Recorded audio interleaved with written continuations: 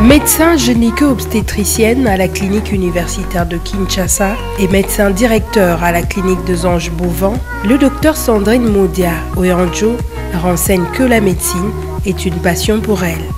La médecine, c'est pour moi une passion. C'est mon métier, c'est mon domaine de recherche, c'est mon quotidien. Et ça me permet en fait d'exprimer une partie de moi que j'ai toujours eue, c'est celle de venir en aide aux autres. Et en faisant la médecine, j'ai vraiment trouvé mon créneau en fait. Pour cette jeune docteure, la femme a une place importante dans la vie de tout le jour. Je suis très fière d'être une femme. Donc, je n'ai jamais eu cette envie de devenir un homme. Dieu fait bien les choses. Et qu'est-ce qu'elle représente pour moi? Je suis médecin gynécologue, donc je rencontre des femmes à longueur de journée. Et non seulement elles font partie de mon travail, mais elles font partie de ma vie de tous les jours.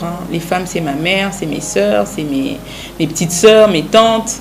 Donc la femme, c'est ma vie de tous les jours. Femme mariée et mère de 2 enfants, elle arrive quand même à trouver du temps pour sa famille, malgré ses multiples charges à l'hôpital. C'est difficile, mais ça se programme. En fait, ça a commencé loin, mariée, comme vous dites. Donc, très tôt, j'ai dû parler avec mon mari, qui était mon fiancé à l'époque. Je lui ai dit que le métier que je fais n'est pas facile. J'ai des gardes à faire, je travaille avec beaucoup d'hommes.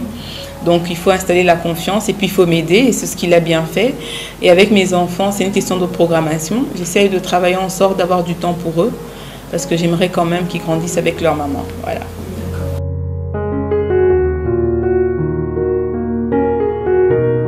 Pour Dr Sandrine Modia, sa mère est une source d'inspiration et son modèle de femme. J'ai réfléchi beaucoup à cette question et finalement c'est pour découvrir que c'était ma mère, que je lui devais beaucoup en termes de combativité. C'est quelqu'un que j'ai vu sortir tous les jours et j'ai trouvé que c'était normal de sortir, de faire autant de choses qu'elle. C'est pour ça qui me permet de m'en sortir en fait. Quand je travaille, je ne compte pas les heures. Parce qu'elle ne les comptait pas. Et ma mère, c'est quelqu'un qui s'est programmé. Ma mère, elle m'a appris l'humilité. Elle m'a dit, quand tu as, tu as. Quand tu n'as pas, c'est pas grave. Bats-toi pour avoir ce dont tu as besoin. N'envie pas les autres, etc. Et je pense que ça m'a beaucoup aidée. Et ça m'a permis d'être où je suis aujourd'hui. Voilà. Donc ma mère, que je salue, maman Julienne. Pour ce mois de mars, mois dédié à la femme, elle encourage toutes les femmes à ne pas baisser le bras. En fait... Rester à la maison, si on le fait par choix, c'est très bien. Les femmes ménagères qui élèvent leurs enfants à la maison, c'est des femmes courageuses aussi, parce qu'elles sacrifient beaucoup pour élever leur famille. Donc déjà, si vous restez à la maison par conviction, moi je les félicite. Maintenant, pour celles qui restent parce qu'elles trouvent qu'elles n'ont pas de possibilité, elles n'ont pas de voie sortie, je pense qu'il faut d'abord rêver ce qu'on veut être et faire le premier pas.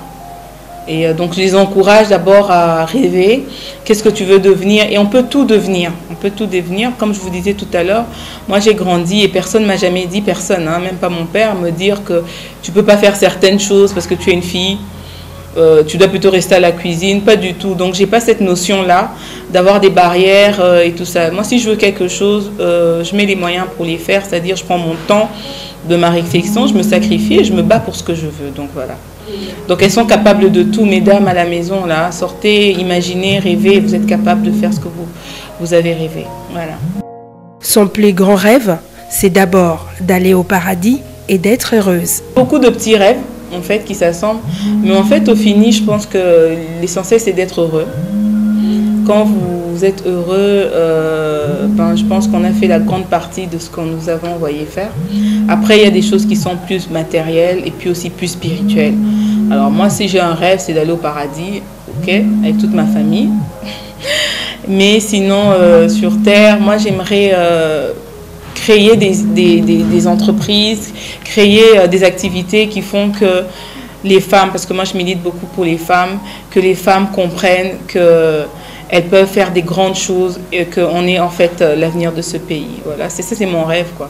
Signalant que Dr Sandrine Modia Oyanjo est la fille du professeur Dr Modia Oyanjo, médecin directeur général de la clinique des Anges et deuxième d'une famille de 4 enfants.